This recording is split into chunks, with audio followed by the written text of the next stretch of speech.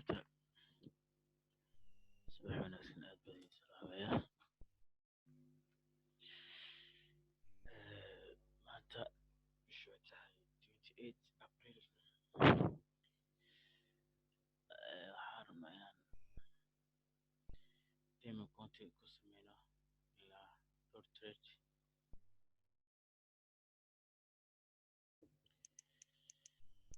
Okay. The first trade isku dayno.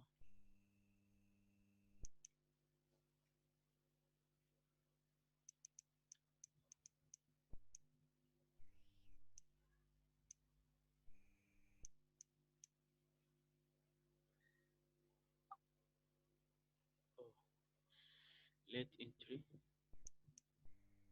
Maanta. Okay.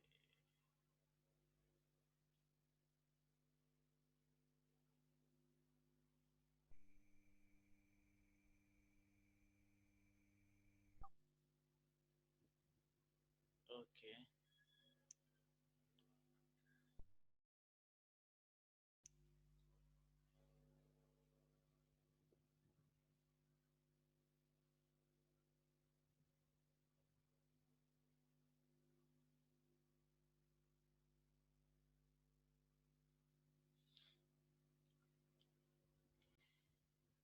Guys, trade-kan waxaan u galay buy.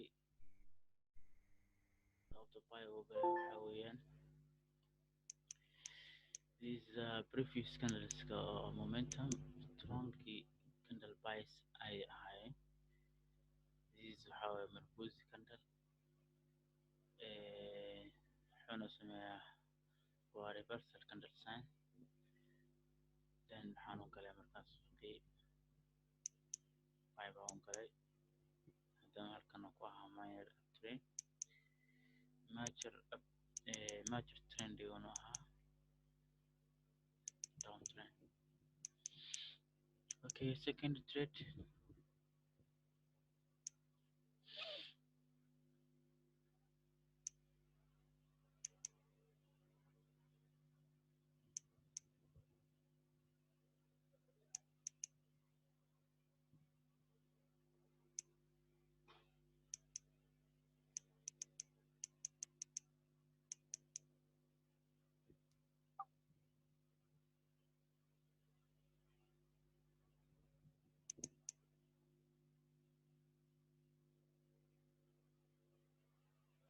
Okay, guys, trade-kii labaad ayaan galay.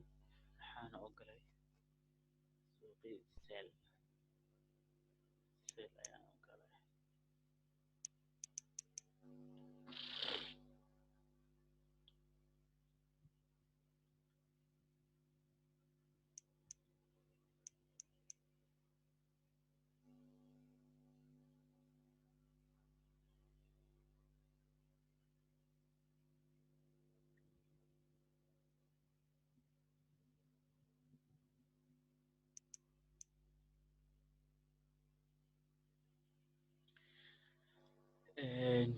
Trade-ka labaad isagana waa ku guuleystay.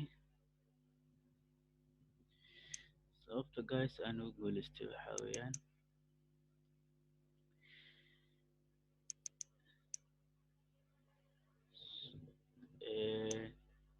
halkan waxaad uga jeedaan laba candle markay israacaan. Waxaa loo yaqaanaa bearish engulfing candle. So suuqana wuxuu ahaa momentum or downtrend candle sales ah. So this is two candle. Suuqu wuxuu ku sameynayay retracement. Two candles kan waxay sameynayeen retracement. Suuqu ku nasanayay. Then strong buy ayaa soo galay. Labadaas markay israacaan waxaa la isku yaqaanaa bearish engulfing candle. Then waxaan u soo galay markaa suuqii sell.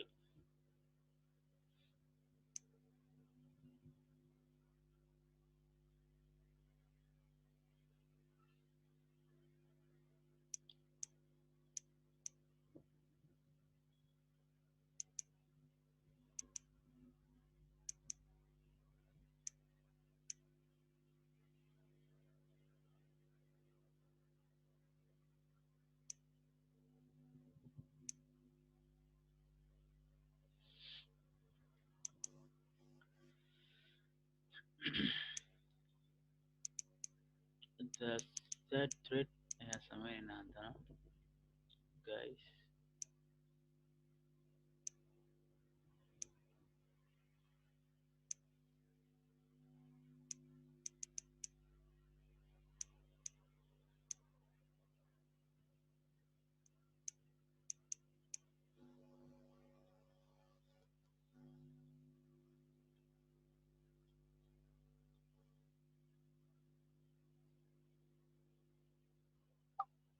Okay, also waxaan galay haddana suuqi saddexaad, waxaan u galay buy. Okay, let's see arki doonaa waxay dhacaa.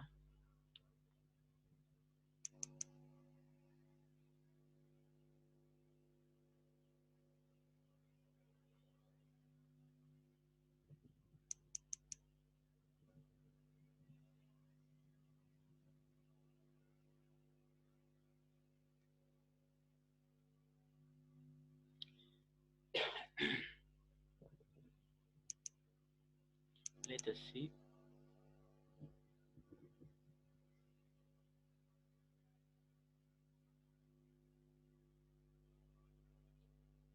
Okay, also another win, trade-ki saddexaad isagana waan ku guuleysanay.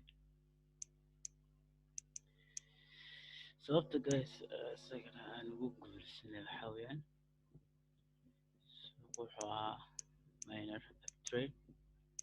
This is the uptrend candle bias, strong bias. So this is a retracement to labadan candle ee sellska suuqu ku nasta haddana suuqin buy ku laabtay, then candle ka xiga buy, this retracement. So candle-kan waa continuation sign suuqa inuu sii soconayo buy sii aadayo. This is a new high. Sidaa daraadeed waxaan u galay suuqii buy. asxaabta haddan hurdo kasoo kacay, raali noqda codkeedu uu gaaban yahay. Okay, halkaas ayaan ku joojinaynaa trade-keeni saddexda trade oo isku xigta oo win ah. Waxaana ku sameynaynaa candle psychology. Every candle in la gareeyo candle psychology waa muhiim, aad ayay muhiim u tahay.